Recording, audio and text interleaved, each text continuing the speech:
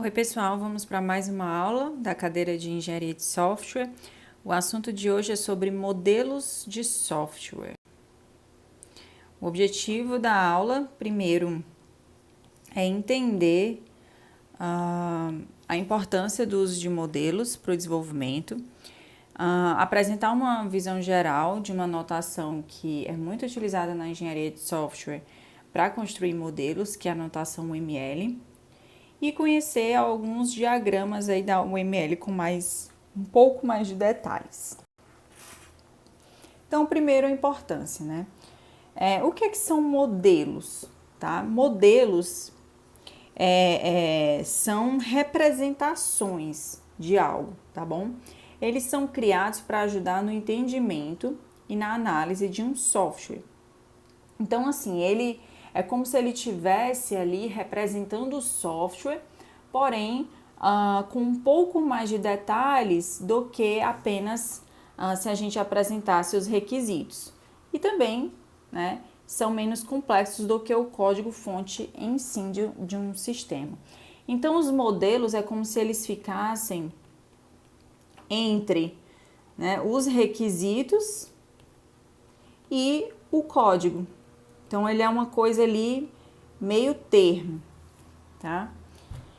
Então, assim, pessoal, existem muitas discussões com relação a modelos, né? Se eles são realmente importantes, se eles são úteis. E aí eu trago aqui uma frasezinha que resume uma boa opinião, né? Todos os modelos estão errados, mas alguns são úteis. Portanto, a pergunta que você precisa fazer não é se o modelo ele é de verdade, ele é verdadeiro, mas se o modelo é bom o suficiente para essa aplicação em particular. Então, os modelos, na verdade, se eles não importa se eles estão realmente correspondendo aí ao código, por exemplo, mas se vai ajudar de alguma forma os desenvolvedores. E aí, normalmente, eles são usados para comunicação entre os desenvolvedores, certo? Eles são escritos por e para desenvolvedores. No entanto, existe um modelo que eu diria que não é para apenas desenvolvedores, mas também para os clientes, né? Que é um modelo de caso de uso. Os modelos, eles são representações gráficas, como eu tinha falado, são representações, né, do sistema, mais gráficas de determinadas dimensões de um sistema de software. Então, assim, um sistema de software ele pode ser representado por vários modelos. Imagina, vamos fazer um paralelo aqui com uma casa, né? Quando uma casa ela é construída, não existe apenas uma planta, certo? Para representar aquela casa. Existem diversos tipos de plantas, ou seja, diversos tipos de modelos que representam algum aspecto da casa. Então, existe a planta elétrica, hidráulica e outros diversos modelos que podem representar diferentes estruturas, diferentes categorias de informação de uma casa. Então, assim, no software é a mesma coisa. Eu tenho vários modelos que podem representar diferentes partes, né, e diferentes perspectivas do software. A criação de modelos, pessoal, é considerada uma atividade já de projeto, tá? Lembra que eu falei, né, que você tem a atividade de análise, que está mais para entender o que é que o software tem que ter, e tem a atividade de projeto, que é como eu vou desenvolver esse software. Então, quando você faz modelos, você já está projetando o seu software, você já está falando como esse software vai ser, como ele vai ser desenvolvido. E aí, realmente é mais, né, tem mais detalhes do que a fase de análise, porém, tem menos detalhes do que uma fase de implementação, que é diretamente com o código, certo? E aí, na computação, existe uma linguagem que é muito utilizada para construir modelos, que é a UML. A UML é a linguagem de modelagem unificada. Então, ela é uma notação gráfica para modelagem do software e ela possui diversos diagramas para documentar e ajudar no projeto dos sistemas. E normalmente são utilizadas para sistemas orientados a objetos e normalmente existem diversas ferramentas case para ajudar a desenhar os diagramas. E aí, como usar o UML? Existem 3 formas de uso da UML, que são essas 3 formas aqui. O UML como blueprint, o UML como linguagem de programação e o UML como esboço. A gente vai falar um pouco de cada plantas técnicas delas. O UML como blueprint, né, que é como se chama, é o que se imaginava no início, né, que a UML foi criada. Como é isso? Imagina num modelo waterfall, né, o cascata, né, o processo de desenvolvimento cascata, em que você levanta os requisitos, faz toda a especificação de requisitos e só após isso você começa o projeto. Pois bem, a UML como plantas, né, técnicas, você produz os modelos após o levantamento de requisitos e documenta diversos aspectos do sistema, certo? E aí esses modelos criados são repassados para os programadores para implementação. Porém, essa forma de usar o UML é muito rara, né? Porque ela está atrelada a um processo mais cascata ou até mesmo um processo mais unificado, que é aquele em que você investe pesadamente na fase de projeto antes de começar a implementação.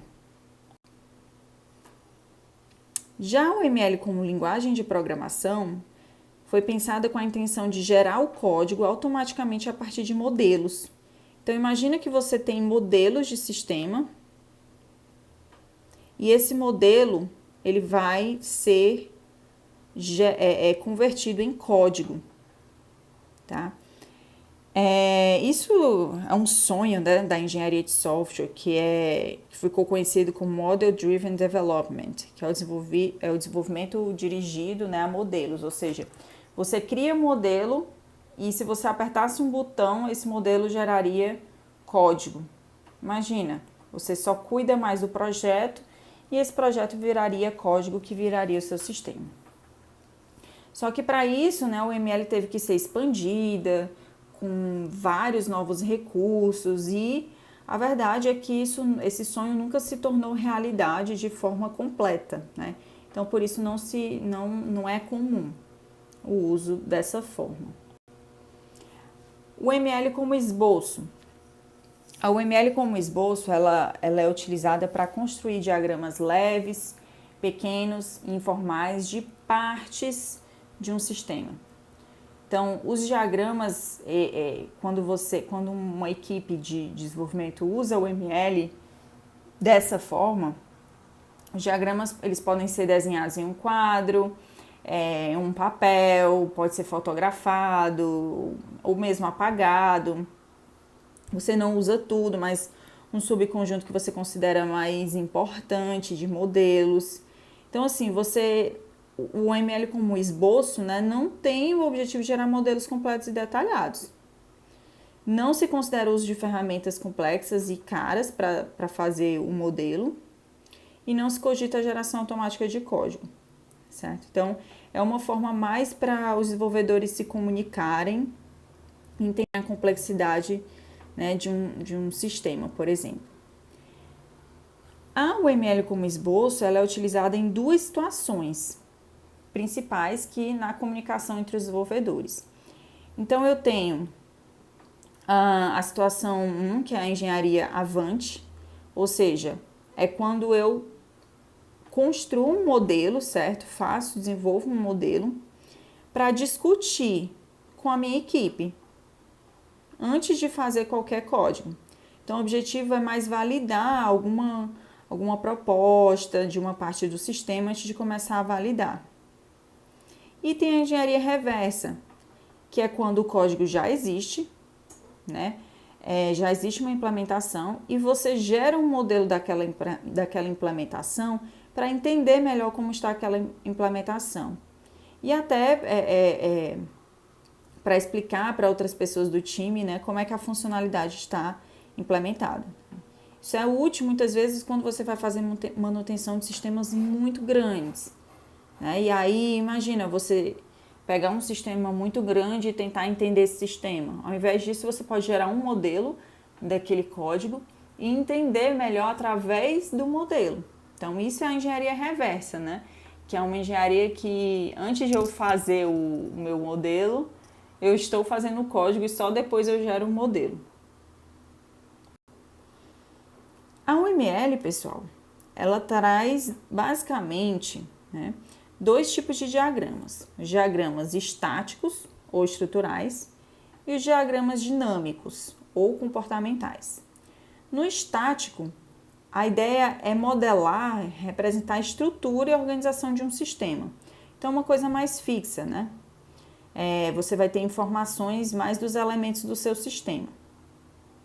Exemplo, tem vários diagramas, mas os mais conhecidos, né, os diagramas de classes e diagramas de pacotes. Então, e aí, por isso, né, como ele é uma coisa mais fixa, ele lida apenas com informações que estão disponíveis. Já os modelos dinâmicos, não, eles representam um comportamento, certo? Então, há uma dinamicidade ali, uma mudança. Então, inclui o que pode acontecer durante a execução de um sistema. Exemplos de diagramas dinâmicos, diagramas de sequência, diagramas de atividade, são bastante conhecidos na UML. Então, fornecem mais uma visão de tempo de execução. Esses dois exemplos, diagramas de classes e pacotes, estrutural e sequência e atividades. Nessa aula, a gente vai ver o diagrama de atividades, diagrama muito utilizado, né, por desenvolvedores. Eles oferecem uma representação gráfica para o conjunto de classes do seu sistema orientado a objetos. Então, eles fornecem informações sobre atributos, métodos, relacionamentos que existem entre as classes e normalmente é desenhado como um retângulo. Aqui, ó, certo? Com setas que ligam esses diversos retângulos. Então, esse retângulo ele representa uma classe e tem 3 compartimentos. Compartimento 1, que é o nome da classe, compartimento 2, que são os atributos daquela classe, as propriedades, e o compartimento 3, que são os métodos ou as funções daquela classe, certo? Aqui eu tenho 2 exemplos de um diagrama, eu tenho 2 classes. Então, eu tenho a classe pessoa. A classe pessoa tem 3 atributos privados, nome, sobrenome e fone. E tenho 2 métodos públicos, setPessoa, que tem até os parâmetros, nome, sobrenome e fone, e getPessoa.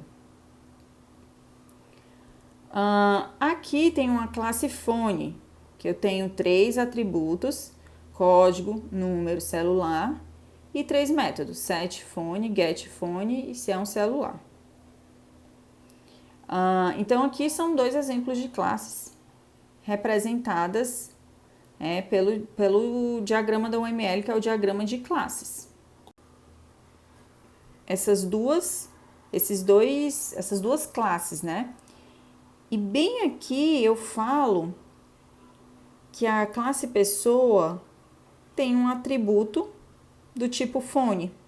Pois bem, ela está associada ao fone, né? A classe fone.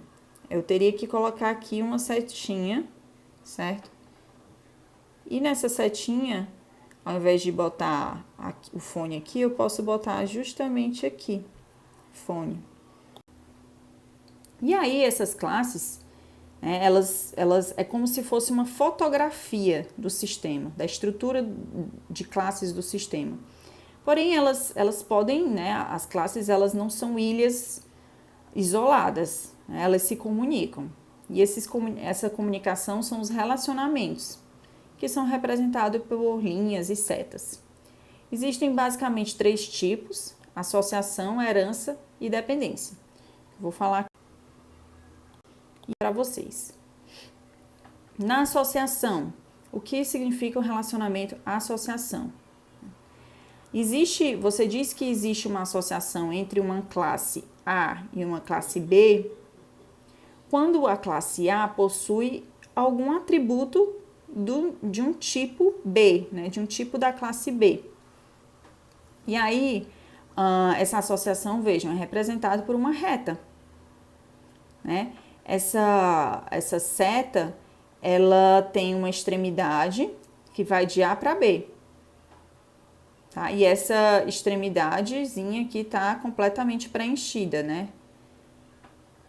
Então, aqui é um exemplo de associação. Aqui eu tenho um código das classes A e B. Então, aqui na classe A, vejam que o código ele tem um atributo que é do tipo B. E aqui é a minha classe B. Então, a gente diz que essas duas classes estão associadas. Isso. Aí, isso tá. Um exemplo mais concreto de associação. Aqui eu trago para vocês um exemplo da classe pessoa. A classe pessoa tem aí os atributos, nome, sobrenome, e está associada à classe fone. Como? Através do atributo fone. Lembram que eu coloquei aqui indicando uma associação, certo? Então, dessa vez, nesse exemplo aqui, ele é apresentado fora da classe pessoa, apontando para o objeto do tipo fone. É um exemplo aí de associação. As associações também têm as multiplicidades. Essas multiplicidades, né, elas representam as quantidades, né, indicam as quantidades de objetos que podem estar associados ao atributo responsável pela associação.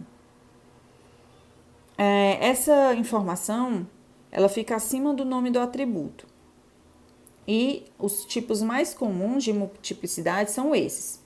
1, que é exatamente um objeto, 0, 1, objeto, e asterisco, que representa 0 ou mais objetos. Então, vejam aqui um exemplo. Aqui a classe pessoa está associada com a classe fone, como já vimos. E a multiplicidade dela foi colocada aqui em cima do atributo do qual a gente está representando essa multiplicidade.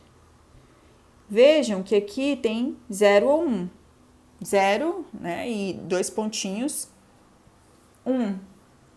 Então, em termos o que é que esse diagrama quer dizer, né? Quer dizer que uma pessoa, ela só pode ter 0 ou 1 telefones, certo? E em termos de programação, significa dizer que ou ela vai ter o valor nulo ou 1. Aqui é um outro exemplo com associação, né? Mais de múltiplos objetos. Vejam, asterisco, certo? Isso quer dizer que uma pessoa pode estar associada a múltiplos telefones, ou nenhum, tá? E aí, no caso, como é que fica o código, né, dessa classe?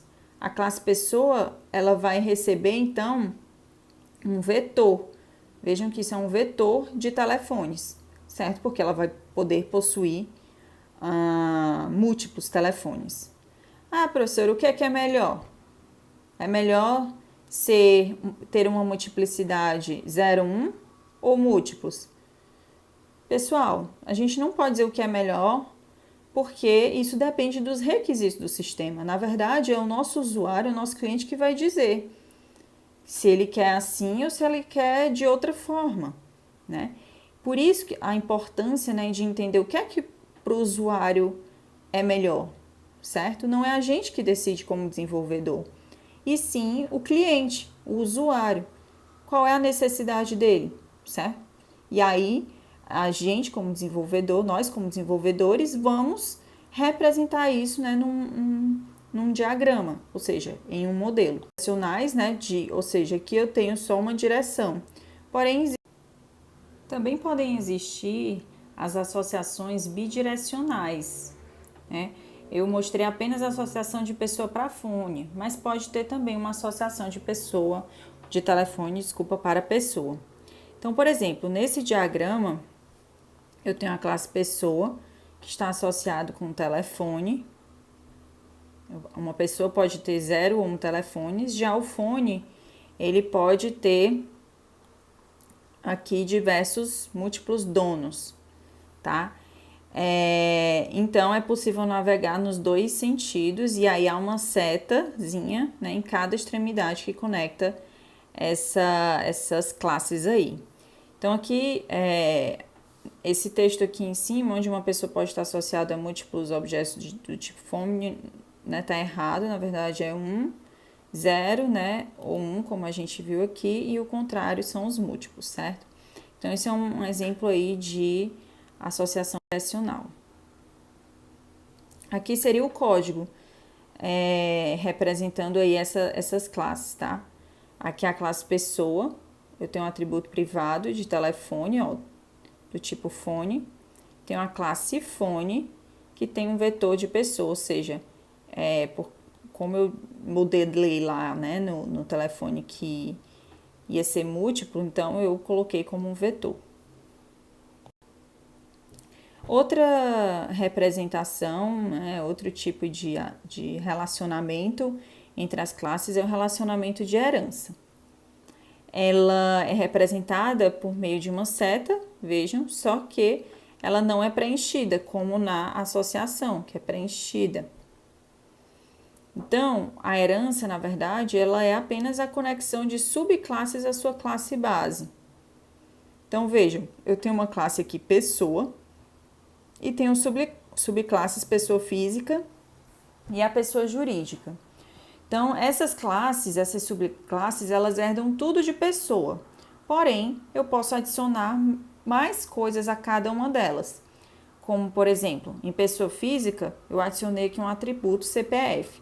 E em pessoa jurídica, eu adicionei um atributo CNPJ, certo? Então, esse é um exemplo aí de herança, quando eu tenho classes que herdam todas as propriedades, né, e atributos, porém, eu posso adicionar coisas específicas a essas classes, essas subclasses. Outro relacionamento, né, o terceiro ali da nossa lista, são as dependências. A gente diz que existe uma dependência de uma classe A para uma classe B, quando a classe A usa a classe B de alguma forma, mas não é por meio de associação e também nem de herança. Normalmente é quando um método da classe A ele declara um parâmetro, uma variável do tipo B, ou seja, do tipo de uma outra classe. Ou quando o método A lança uma exceção do tipo B. E esse relacionamento é representado pela setinha tracejada aqui, diferente das outras, né? A associação é assim, a herança é assim e a dependência é assim. Aqui eu tenho um exemplo, tá, de código. Eu tenho uma classe chamada minha classe e dentro de um método dela, vejam que isso aqui é um método. Eu declaro uma variável stack que é do tipo de uma outra classe. Ou seja, essa minha classe chamada minha classe está dependendo dessa outra classe aqui, que já existe, certo? Então, isso é a dependência. Você pode informar o tipo de dependência, né, no próprio diagrama. Como fazer isso? É adicionando a palavra, né, logo acima da seta tracejada e colocando ela entre os sinais de menores e maiores, como eu estou fazendo aqui. Então, por exemplo, aqui eu representei a minha dependência, ou seja, eu nomeei ela como create. Create é indicado, né, para indicar que a classe de origem, nesse caso aqui, ó, Shape Factory, instancia objetos da classe de destino, Shape. Poderia ter também call, que é para indicar que uma classe de origem chama métodos de uma outra classe, tá? Então, eu ainda posso fazer isso no relacionamento de dependência. Bom, isso foi, né, uma visão bem geral do diagrama de classes. Com essas informações dá até para vocês pensarem numa parte aí que vocês gostariam de representar do projeto de vocês, caso, né, vocês estejam fazendo em linguagem orientada a objetos. Um outro diagrama é o diagrama de pacotes. Ele é usado para você ter uma visão de mais alto nível do sistema, tá? Então, ele mostra grupos de classes. Esses grupos de classes são os pacotes e as suas dependências. Então, na verdade, eles não incluem informações sobre quantas classes, nada disso. Ele realmente tem uma visão bem geral, ele dá uma visão bem geral do sistema. E todos os relacionamentos são representados por uma linha tracejada, né? Só por um único tipo de seta. E aí os pacotes, eles são representados por retângulos, mas tem esse trapéziozinho aqui em cima, tá vendo? E aí tem o nome do pacote aqui no meio. Então, isso é um pacote, e quando você, de alguma forma, né, relaciona ele com outros, você tá, então, dando uma visão geral aí do seu sistema. Aqui eu tenho um exemplo de um diagrama de pacotes. Eu tenho 4 pacotes principais. Então, de novo, o que é que esse pacote significa? Significa que eu estou guardando todas as classes relacionadas à visão móvel, visão mobile. Aqui, Web View, esse pacote está relacionado com todas as classes de visualização web. Aqui, eu tenho um pacote que é apenas da camada de negócio. E aqui eu tenho um pacote que guardam todas as classes que se conectam com o banco de dados, que é o pacote persistência. Então, eu tenho 4 pacotes, certo? E aí, eu posso ter setas bidirecionais, como vocês estão vendo aqui, como a gente viu no diagrama de classes que também tem. Isso significa que pacotes, né, aqui do Mobile View usa pacotes do Business Layer e o contrário também é verdade. E já aqui, né, no Business Layer com persistência, apenas classes do pacote Business Layer usam classes do pacote persistência. Então, aqui, pessoal, é uma visão geral do seu sistema. Imagina que você vai entrar num projeto, certo, de desenvolvimento, e você precisa aprender o código que o pessoal está desenvolvendo. Quando você tem uma visão geral como essa, você consegue abstrair melhor, né, as informações. Imagina ter que aprender um código que tem milhões, um sistema que tem milhões de linhas de código. Certamente você vai querer ter primeiro uma visão geral, que já vai te dar um conhecimento sobre o sistema que você irá trabalhar. Bom, temos também o diagrama de sequência. E aí, só para fechar aqui aquela outra parte, né? O diagrama de classes que eu falei há pouco e o diagrama de pacotes são exemplos de diagramas estruturais, ou seja, estáticos. Eu mostro a estrutura do meu sistema. Aqui eu já vou começar a falar sobre diagramas comportamentais, certo? Aqui é o diagrama de sequência, um exemplo muito utilizado de diagramas do tipo comportamentais. Eles modelam o comportamento de objetos de um sistema, tá? Então, é como se eu modelasse, representasse um determinado cenário de uso do meu sistema, um cenário mais de interação. E aí você consegue explicar o comportamento de um sistema através de um diagrama de sequência. E pode ter também informações dos métodos, objetos que são executados. Os objetos normalmente são representados por retângulos com o nome dos objetos modelados. Então, vamos mostrar aqui um exemplo, né, genérico de um diagrama de sequência. Vejam que aqui estão os objetos A1, B1, tá? E eles têm uma linha do tempo, vendo? Tá vendo aqui a linha do tempo? E essa linha vertical é o seu estado, tá? quando ela está tracejada, eu tá inativo. E aí, quando ela começa a ser executada, vira aqui um retângulo, certo? Explicando que ela começou a ser, que aquele objeto começou a ser usado de alguma forma. E aí, pode ter um vai e volta aqui, uma conversa, certo? Eu tenho o início da chamada, que é uma seta na horizontal, mas aqui, vejam, é o nome do método do objeto. E tenho também de retorno, que normalmente é uma seta tracejada, com o nome do objeto retornado. Eu posso ter casos especiais no diagrama de classe, que é quando um objeto precisa chamar ele mesmo. Imagina um objeto, um método de um objeto, o método F, de um objeto A, que faz parte da classe A, né? E esse método F, ele chama um método da mesma classe, que é o G. E aí o que acontece? É só a criação de um retângulo em cima de um que já existe, justamente para representar essa sobreposição.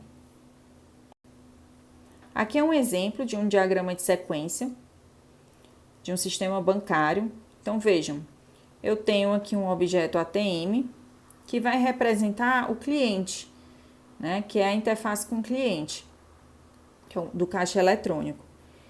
E aí ele vai depositar um valor na conta, no objeto conta. Então aqui ele começou.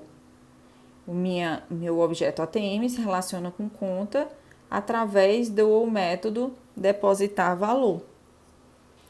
E aí, por sua vez, o objeto conta da classe conta, ele vai fazer aqui uma chamada para ele mesmo, que é o que? Ele vai setar o saldo, ou seja, vai modificar o saldo dessa conta, já que ele recebeu um valor. E vai fazer uma outra chamada para uma classe de persistência, no caso aqui o objeto database, para atualizar o banco de dados. E aí, aqui é o retorno. Lembra? O retorno é sempre esse pontilhado. Então, aqui é uma sequência, gente. Primeiro, esse objeto chama o método depositar com um valor. Esse meu objeto conta vai, então, atualizar, configurar o saldo novo e, então, vai atualizar o banco de dados e depois vai ter esse retorno aqui. Ou seja, acabou a interação, né? A sequência de interações. Um outro diagrama, também do tipo comportamental, ou seja, eu estou representando o comportamento do sistema, é o diagrama de atividades. Então, eles são usados para representar um processo, um fluxo de execução. Tá? Então, eu tenho retângulos que representam ações e tenho também elementos de controle que vão representar ali a ordem de execução dessas ações. Para entender o funcionamento, a gente tem que imaginar uma ficha entrando nesse diagrama e sendo passado de retângulo por retângulo através dos controles. Então, aqui eu descrevo melhor, apresento melhor para vocês um diagrama de atividades. Ele possui um elemento inicial, um nodo inicial, que normalmente é esse círculo aqui todo preenchido, tá? Esse círculo ele não tem entrada, ele representa o início da execução de um processo, mas possui aqui a saída. Eu tenho as ações, que são os retângulos, que vão ter o nome da ação dentro deles, que vão ter um fluxo de entrada e um fluxo de saída. Tenho também as decisões, elementos de decisões, que é esse losangozinho aqui. Ele possui um fluxo de entrada. Vou ter aqui as condições, certo? Que pode ser 2 ou mais. E apenas uma desses fluxos de saída são escolhidos, apenas um é escolhido para dar continuidade ao fluxo. Então, que é um momento de decisão no sistema. Então, vejam aqui um exemplo. Eu tenho aqui o meu início, aí tem uma ação, que é informar dados de compra. Daí eu tenho um losango que vai representar aqui a decisão. A minha compra vai ser por boleto ou vai ser por alguma outra coisa? Se for por boleto, eu vou processar o pagamento via boleto bancário. Se for por outra coisa, eu vou processar o pagamento via cartão de crédito, tá? Então, aqui eu tenho o nodo inicial, eu tenho uma ação e eu tenho decisão. E aí, continuando, tá? Que a gente viu até aqui, né? Eu posso ter também os elementos de merge. Vejam, também é um losango. Então, nele, eu posso ter várias entradas, mas eu só vou ter uma saída. A intenção dele é unir esses fluxos de decisões para dar, então, a continuidade à execução do sistema. Certo? Então, aqui é o merge. Esse merge, ele é ligado com um fork, tá? Que vai receber uma entrada e ele vai ter a função de criar múltiplos processos de execução de forma paralela.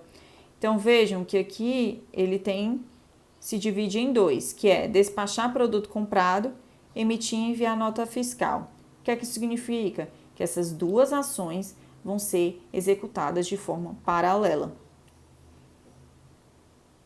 E aí eu tenho um join, que é esse retângulozinho preenchido.